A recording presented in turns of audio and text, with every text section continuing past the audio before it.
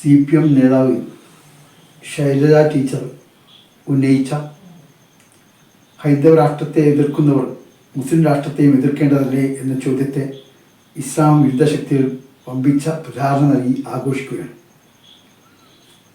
India രാജ്യത്ത് ആരെങ്കിലും മുസ്ലിം രാഷ്ട്രം സ്ഥാപിക്കുവാൻ ശ്രമിക്കുന്നതായി അറിയില്ല. എന്നാൽ അങ്ങനെ രാഷ്ട്രം വേണമെന്ന് ആവശ്യപ്പെടുന്നതായി പോലും അറിയുകയില്ല. ഇപ്പോൾ തന്നെ ലോകത്ത് 50-ലേറെ മുസ്ലിം രാഷ്ട്രങ്ങളുണ്ട്. അതിനോടുകൂടി ഒന്നുകൂടി ചേർക്കണമെന്ന് ആരെങ്കിലും വാദിക്കുന്നതായി ഇന്നോളം കേട്ടിട്ടില്ല. ഇസ്ലാം വിരുദ്ധ പ്രചാരകർ ഇതിനെ ജമാഅത്ത് ഇസ്ലാമിയുമായി ബന്ധപ്പെടുത്താൻ ശ്രമിച്ചിട്ടുണ്ട്. ജമാഅത്ത് ഇസ്ലാമി മതരാഷ്ട്രവാദം ഉന്നയിക്കുന്നവരാണെന്ന് ആരോപിക്കുകയും ചെയ്തിരിക്കുന്നു. യഥാർത്ഥത്തിൽ പാകിസ്ഥാൻ എന്ന മുസ്ലിം രാഷ്ട്രം രൂപീകരിക്കുന്നതിനെ ശക്തമായി എതിർത്ത പ്രസ്ഥാനമാണ് ജമാഅത്ത് ഇസ്ലാമി.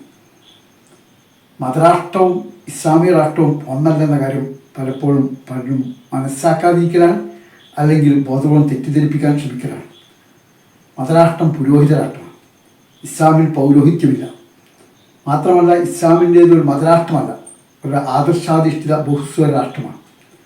പ്രവാചകനാണ് അത് സ്ഥാപിച്ചത്. പ്രവാചകൻ യസ്രിബിൽ അത് സ്ഥാപിക്കുമ്പോൾ അവിടെ മുസ്ലിങ്ങൾ 15% താഴെയായിരുന്നു. ഇസ്ലാമിക ചരിത്രത്തിലെ ഏറ്റവും ശ്രദ്ധേയനായ ഭരണാധികാരി ഖലീഫ ഉമർ ഫാറൂഖിൻ്റെ കാലത്ത് ആ രാഷ്ട്രം വികസിച്ചപ്പോൾ മുസ്ലിം ജനസംഖ്യ 5%-യേക്കാൾ കുറവായി മാറിയാണുണ്ടായത്.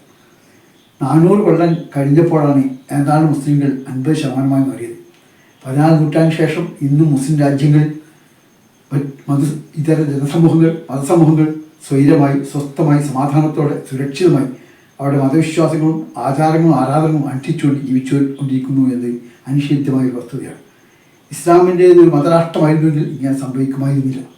യഥാർത്ഥത്തിൽ ഇന്ത്യ എന്ന മതേതര രാജ്യത്ത് ഇവിടുത്തെ ന്യൂനപക്ഷങ്ങളുടെ വ്യക്തി നിയമങ്ങൾ ചോദ്യം ചെയ്യപ്പെടുന്നുണ്ട്.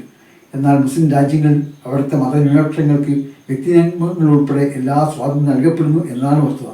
അതുകൊണ്ട് തന്നെ ഇസ്ലാമിനെ മതരാഷ്ട്രമായി പരിചയപ്പെടുന്നത് ക്രൂരതയാണ്, തെറ്റാണ്, തീർത്തും വ്യാജമായ പ്രചാരണമാണ്.